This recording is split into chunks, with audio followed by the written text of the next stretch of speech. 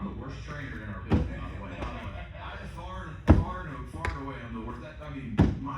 What I want to do now is this and only do things that bring people to Jesus. And if it doesn't fit within that, I really am not interested at all. And everything that I'm currently doing, like at times, I joke and I talk about this. It's like, okay, if I can't figure out how to do that inside of that, then I need to drop that. Yeah. But part of the way both of you got there is you were really faithful with what God put right in front of you. And the part a lot of people miss, like when they enter this part of our story, and they see what God is trusting us with right now, they just didn't see the previous 2 decades of faithfulness when nobody was really listening. But I had a lead through the 3 kids, 12, and I thought, okay, what was so exciting? Like you had a couple high school quarterbacks, and we invested in their lives, and you got a little bit more. Same thing, man. You quit just competing for yourself and begin to surround yourself with some people and say, you know what, we're gonna do Bible study together. We're gonna be able to serve the stay-at-home mom and the elite athlete, and you're just faithful with what's right in front of you. That's the parable of the talents, right? 5 talent guy, 2 talent guy, 1 talent guy. Yeah. The 1 guy hides his stuff because he's afraid. He's called wicked and slothful. The other 2 guys, they don't complain about what they have or don't have. They don't compare themselves to anybody else. They're just faithful to what the master has trusted them with, and they just do with it what they know the master would want them to do with it, not what they would want to do with the talents. Mm-hmm. And that is a biblical principle that is real. I deal with it all the time with church planners because they fall into the middle. They're like, once I get a building, once once we're financially sustainable. And I'm like, listen, if you really got that gospel burning in you, you'll be no more satisfied then. If you would have told me back in the day, 11:22, this, I would think that I was doing every day, and I'd just be in cruise control. I feel the same, if not more, angst today, and all the measures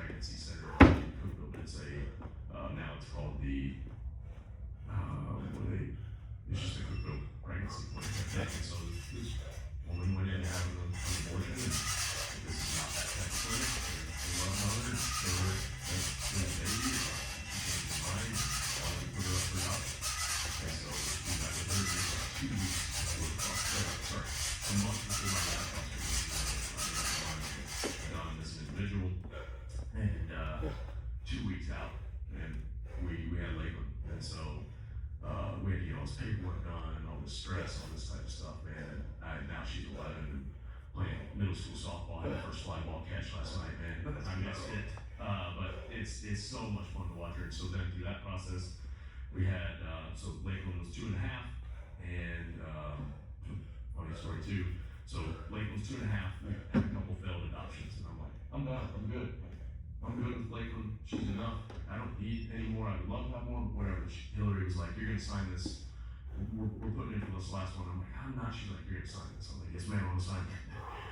So she puts in this lawyer that kind of does some adoption stuff out of Jacksonville, and we find out that night, at 1:05, that night 10 o'clock. It's like, what time? He's like, I hear at work. So we drove. That was before 4 a.m. He gave us a chance. It was the chance in Gainesville, or Gainesville, it was the chance in Jacksonville. What was crazy was we were in England, and they, on the way over from Gainesville to Jacksonville, we were just talking about names, and I just wanted to name that the name I got here, and was like, hey, I'm just going to change this name to the third, Trust. And she's like, that's great.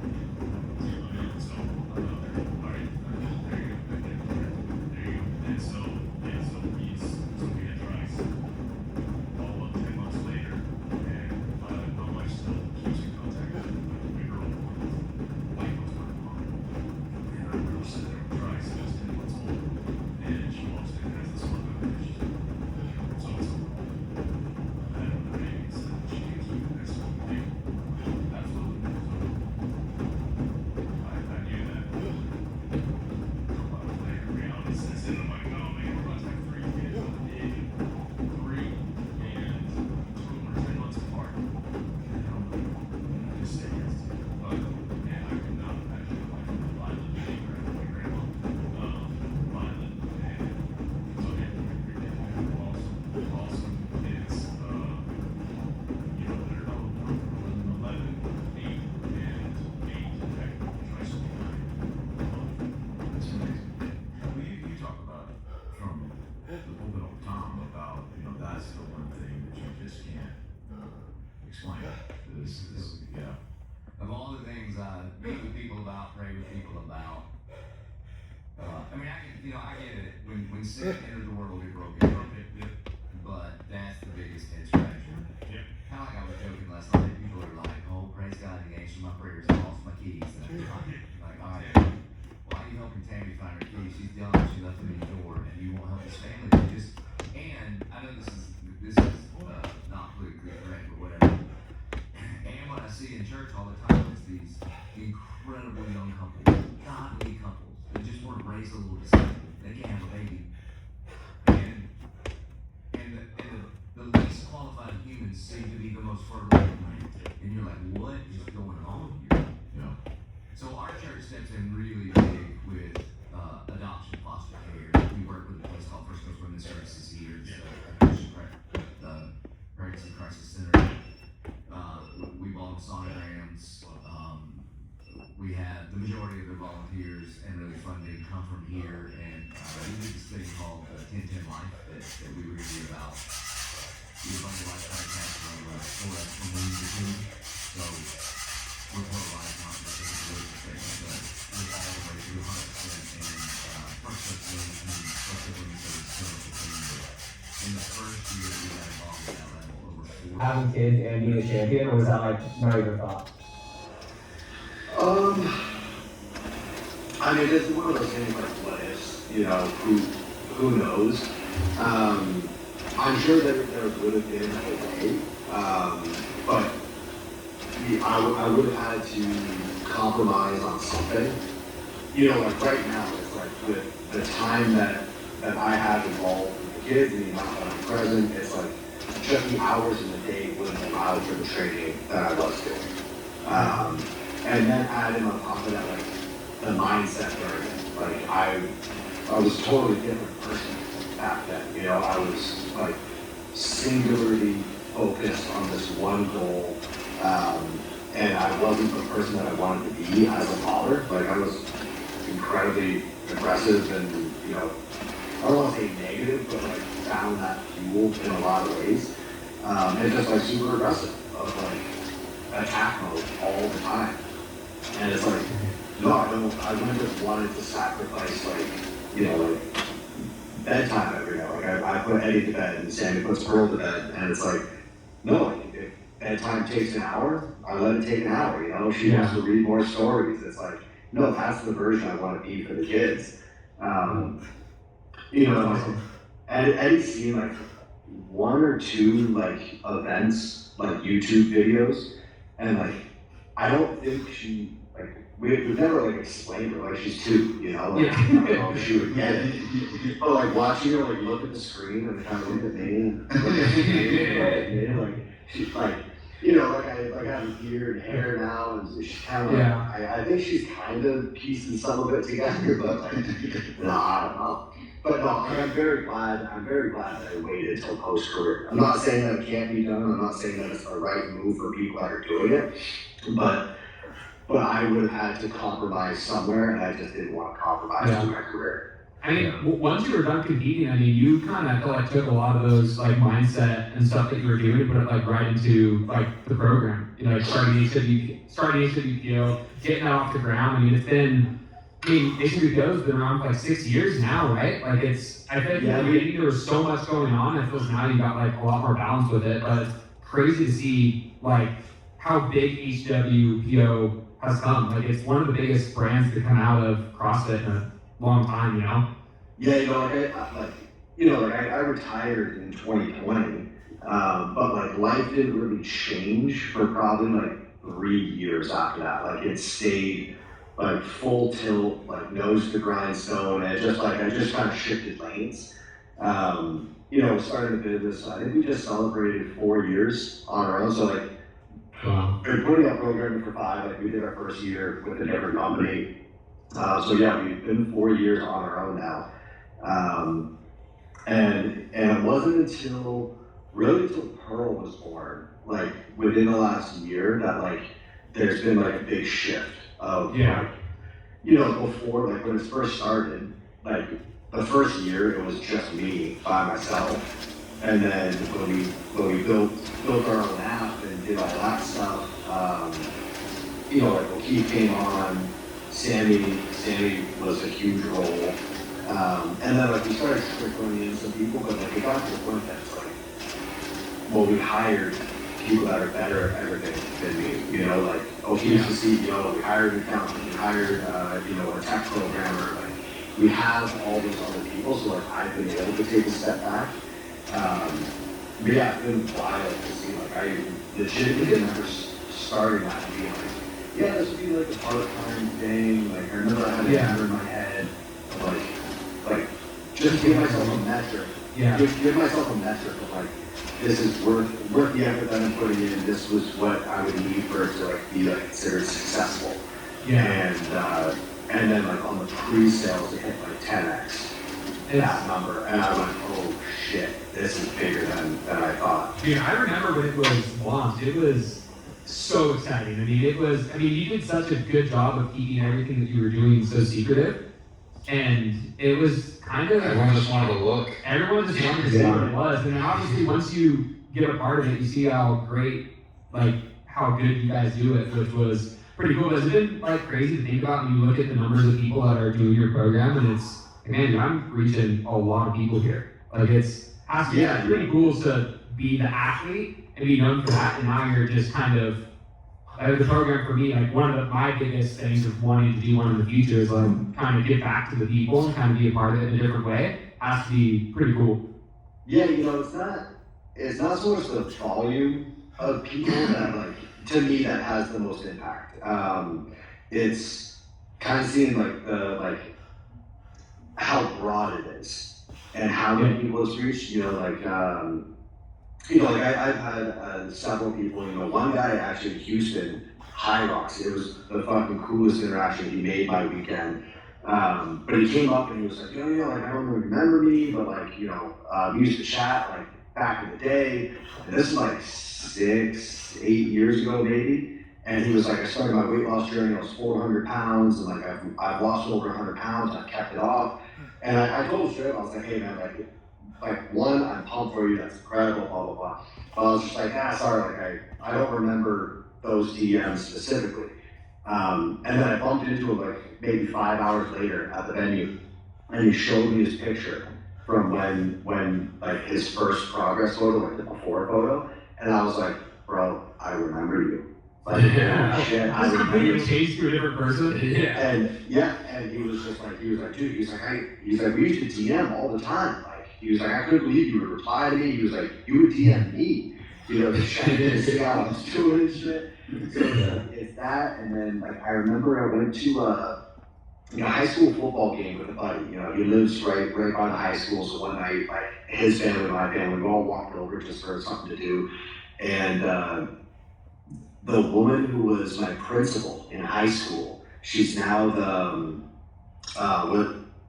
what is it where they're what's the term? They look over like five the district or whatever. Yeah. And she went up to Sandy. She was like, I did your 100-day program, and I lost like 40 pounds. And it was like, holy shit, Mrs. Myers? Like, oh my god. It was just one of those where it's like, oh my god, like I've known you since I was 14, and now like you have our app. Like that's crazy. It's just like small world, big world. So when did it switch? Because I mean, in the beginning, I wouldn't have guessed that the goal was to train another CrossFit Games athlete, let alone another champion or whatever you wanted to do. But I know I came and visited you pretty early on in that journey.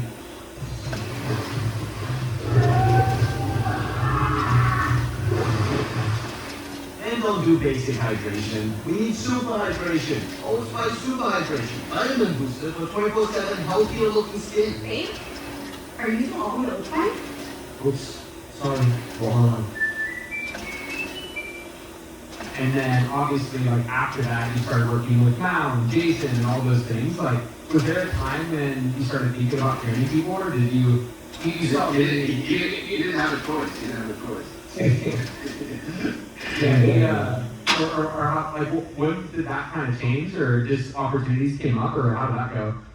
No, so I mean, like when you came up and visited, I remember like that was such a cool experience because like I remember competing against you, and I was just like, this isn't a matter of if, it's just a matter of when you're going to win, you're going to be champ. And like like I played my cards very close to my chest my entire career just because I was like, I don't want to share this stuff. Like you don't see like. Dude, before you continue on that, you like everyone knows that about you, and at the 2020 games, like said what's up, and I've just heard about you forever, like since you started, and now I'm finally getting to compete against you. And then at the end of the weekend, you're like, hey man, dude, if you ever need anything, just let me know. Like, just shoot me a message, reach out. Like, I'd love to have you out. I'm like, oh my god, Matt Frazier wants me to come to his house. Like, I'm 20 years old here, first like rookie at the games, like.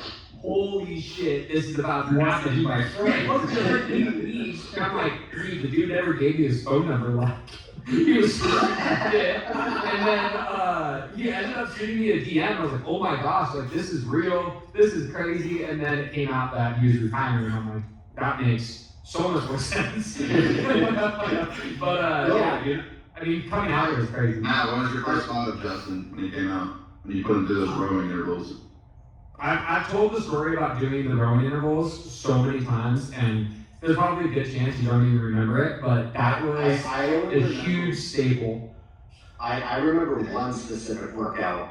I don't remember the rowing intervals exactly. What happened there? We did the 9 sets of a minute 40 row, 20. Yeah, and that was like the first workout there. And we get there, you set up the rower, you put a fan on me, like, hey, like the goal is just to work, like, we're not gonna be limited by the heat, nothing, like, you're just gonna see what's possible. And I'm like, holy fuck, Matt Frazier's house is my first workout. He told me that he's done this workout, he didn't think it was possible, and then Ben Bergeron sent him a message and was like, this athlete completed it, and then Matt was like, I flipped the switch, I went in, I completed the workout, and I've seen your numbers, and I know you can do it. I'm like, holy shit, like, this is gonna happen here. And we get in, rowers out, fans on me, and then there's one chair, and Adam's sitting in it. Matt leaves as I start, brings another chair in, and it's just Matt and Adam with the rower in the middle watching me do this workout, and it was one of the more painful workouts I did, like, ever.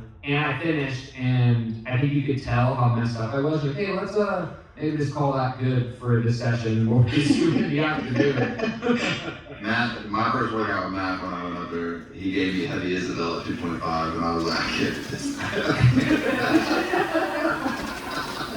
Was it a goal when you had people out to be like, hey, I've talked mad game like my whole career that I do crazy shit. So now we're just gonna get to put people through the worst workouts. Because I know if I had to have athletes out, I'm not putting them through some easy workout to make her I'm like, I want to see what's cool over here. No, like I was very aware that it was like, all right, like if somebody's coming, like one, Vermont's not the easiest place to get to, you know, it's a trek to get up here. And then it's like, I'm very aware that it's like, you know, you spend money on an airplane ticket, you put time out of your days, and like you're only here for a handful of days. So it's like, I don't want to fuck around with like, you know, a bunch of like fluffy stuff and get nothing out of it. It's like, no, like let's do a test. And so I'm not trying to like pass it off like, hey, this is what my training was like. It was very much like, no, this is a tester weekend, and I want to give you some like notes to like hold with. I remember looking through the training and stuff, because I was there for 5 days, or 4 days, I can't remember what it was. I think it was 5 days, or one of them was partial. But Adam decided that we wanted to make the most of it, so in the 5 days that we were there, we weren't going to take a rest day. And we just trained straight through for 5 days. And I was wrecked after. You said there was one workout you remembered. What workout was it? The heavy Isabel. Oh, yeah. He programmed, I think he programmed it at like 245 or something, and then like I did a couple reps and he brought it down to 225, and I did a bunch there, and then I started failing again, and he was like, yeah, let's just call it. We started with 225, and then we ended up doing tech work. I think that's even worse. Hey bro, you ain't ready for this. We didn't even do a workout. We didn't even do a workout. No, I mean, so yeah, it was just like, I literally, like when athletes came up here, my biggest goal was I wanted to be the person that I wish I had when I was like starting out and like looking to like take that next step to be like a competitor and like to like try like, you know, compete for a spot as the best. And I think like it's hard, especially like when I started, there was so little content going out, there's so little information that it's like people would, you know, do these crazy training sessions, post it on YouTube, be like, yeah, this is a normal day. And then it's like, no, the fuck it wasn't, you know? I took 2 days off after that. Exactly. And so I was like, hey, I think I picked up some valuable knowledge through my years of experience, and I just want to like, let's not waste time. Let's get you guys out like the most bang for your buck while you're here. But I remember it was Justin when you were here. You know, when Adam put me aside and was like, you know, like, will you coach Justin? And I was like, dude, I can't. Like, I don't have it. I can't make that commitment. Not because like